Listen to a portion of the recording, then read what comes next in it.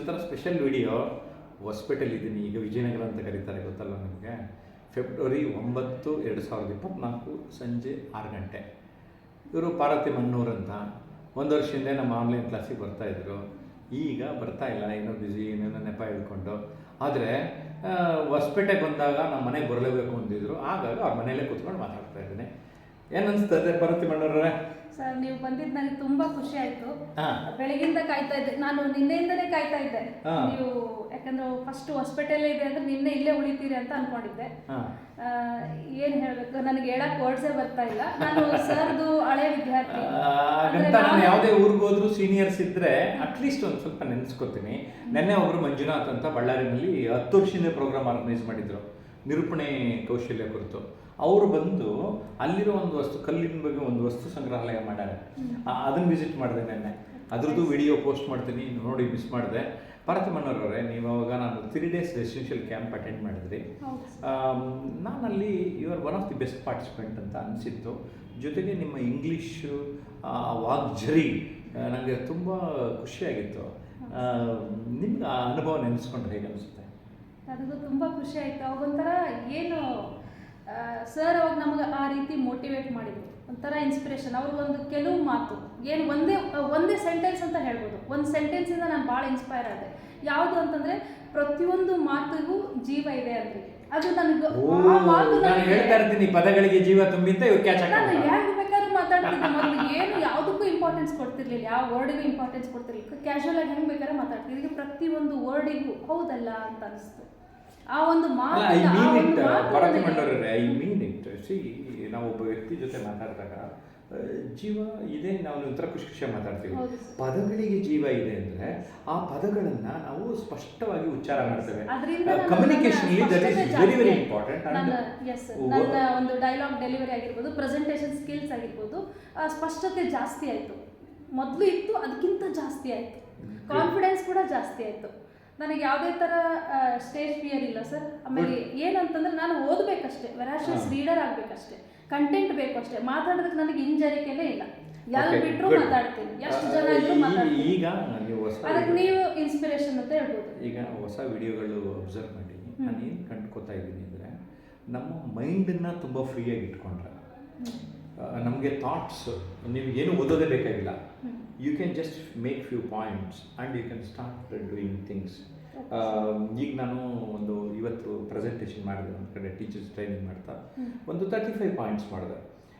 ನೋಡಿ, ಈ 35 ಪಾಯಿಂಟ್ಸ್ ಮಾಡಿದ್ರೆ ನೀವು ಸ್ಕೇಲಿಂಗ್ ಅಪ್ ಆಗ್ತೀರಿ, ಪರ್ಸನಾಲಿಟಿ ಟ್ರಾನ್ಸ್ಫಾರ್ಮೇಷನ್. ಈ 35 ಪಾಯಿಂಟ್ಸು ನನಗನ್ಸಿದ ಥಾಟ್ಸು ಲಿಸ್ಟ್ ಔಟ್ ಮಾಡಿದೆ. ಒಬ್ಬ ಆರ್ಟಿಸ್ಟು ಚಿತ್ರನ ಬರ್ಕೊಂಡಿದ್ರು, ಅದ್ರ ಮೇಲೆ ಒಂದು ಪವರ್ ಪಾಯಿಂಟ್ ಪ್ರೆಸೆಂಟೇಷನ್ ಮಾಡಿದೆ. ದಟ್ ಮೀನ್ಸ್ ವಾಟ್, ನಾನು cool, calm, comfortable 3 C's formula ಹೇಳ್ತೀನಲ್ಲ, ನಾನು ಕಂಫರ್ಟಬಲ್ ಆಗಿ ಇದ್ಕೊಂಡು ತುಂಬ ನಿರಾಳವಾಗಿ, ಟೆನ್ಷನ್ ಇಲ್ಲದೆ, ಸ್ಟ್ರೆಸ್ ಫ್ರೀಯಾಗಿ ಯೋಚನೆ ಮಾಡ್ತಾ ಇದ್ದರೆ thoughts will flow in. So as you know, thoughts will convert as words. ಕರೆಕ್ಟಾ?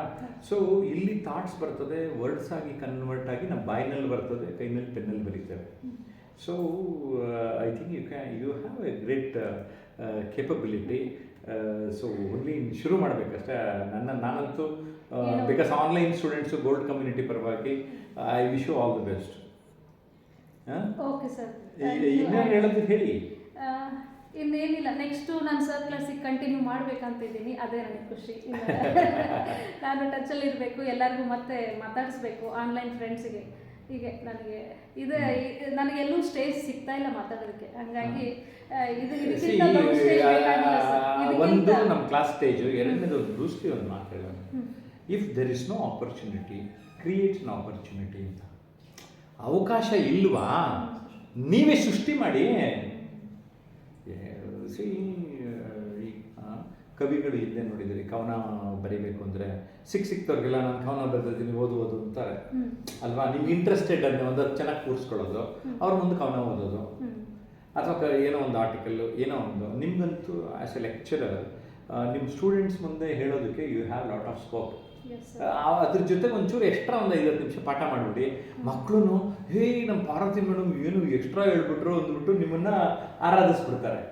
ಅಲ್ಲಿ ಮಾಡ್ತೀವಿ ಅಂದರೆ ಎಕ್ಸ್ಟ್ರಾ ನಮ್ಗಿಂತ ದೊಡ್ಡವ್ರ ಮುಂದೆ, ಬಹಳಷ್ಟು ಜನರ ಮುಂದೆ ಮಾತಾಡ್ಬೇಕಂತ. ಅದು ದೊಡ್ಡವರು ಚಿಕ್ಕವರು ಎಲ್ಲದು ನಮ್ಮ ಮನಸ್ಥಿತಿ. Different people. ಮನಸ್ಥಿತಿ. ತುಂಬ ದೊಡ್ಡವರು ಸಣ್ಣದಾಗಿ ಬಿಹೇವ್ ಮಾಡ್ತಾರೆ, ತುಂಬ ಸಣ್ಣದಾಗಿರೋರು ದೊಡ್ಡದಾಗಿ ಬಿಹೇವ್ ಮಾಡ್ತಾರೆ. ಕರೆಕ್ಟಾ? ಈಗ ನಮ್ಮ ಜೊತೆ ಡ್ರೈವರ್ ಬಂದಾರಲ್ಲ ಇಕ್ಬಾಲು, ನನಗೆ ವ್ಯಕ್ತಿಶಃ ಆತ ತುಂಬ ದೊಡ್ಡ ಮನುಷ್ಯನ ಕಂಡ. ಅದೇ ಕೆಲವು ದೊಡ್ಡ ಅಧಿಕಾರಿಗಳು ತುಂಬ ಚಿಕ್ಕವರನ್ನು ಕಾಣಿಸ್ತಾರೆ. ಸೊ ಹಾಗಾಗಿ you treat them as a human individual. So then ಆಮೇಲೆ ನಿಮಗೆ ಅರ್ಥ ಆಗ್ತಾ ಹೋಗ್ತಾ ಇರುತ್ತೆ. ಹಾಗಾಗಿ ನಾವು ನಾರ್ಮಲಲ್ಲೂ ಬೇರೆ ಬೇರೆ ಸಿಚುವೇಶನ್ಲು ಎಲ್ಲ ಒಂದೇ ಥರ ಇರ್ತೀವಿ ಅಂತ ನನಗನ್ಸುತ್ತೆ. ನಿಮ್ಗೇನು ಅನಿಸುತ್ತೆ? ಹೌದು ಸರ್, ನೀವು ಹೇಳಿದ 100% ಸತ್ಯ ಅದು. ಆದರೂ ಏನಂತಂದರೆ ನಮ್ಮ ದಿನ ಅದೇ ನೋಡ್ತಿರ್ತೀವಿ, ನಮ್ಮ ಸ್ಟೂಡೆಂಟ್ಸಿಗೆ ಬೇಕಾದಷ್ಟು ನಾವು ಹೇಳ್ತಾ ಇರ್ತೀವಿ. ಏನೋ ನಮಗೂ ಬೇರೆ ಬೇರೆ ಟಾಪಿಕ್ ಮೇಲೆ ಬೇರೆ ಬೇರೆ ಕಡೆ ಬೇರೆ ಬೇರೆ ಜನದ ಕಡೆ ಮಾತಾಡ್ಬೇಕಂತ ಅನಿಸಿರ್ತದೆ. ಅಂತ ಒಂದು ಅಪಾರ್ಚುನಿಟಿ ಸಿಗ್ತಾ ಇಲ್ಲ, ಇದಕ್ಕಿಂತ ದೊಡ್ಡ ಅಪಾರ್ಚುನಿಟಿ ಇಲ್ಲ. ಈ ಒಂದು ನಮ್ಮ ಜೊತೆ ಸಂಪರ್ಕದಲ್ಲಿ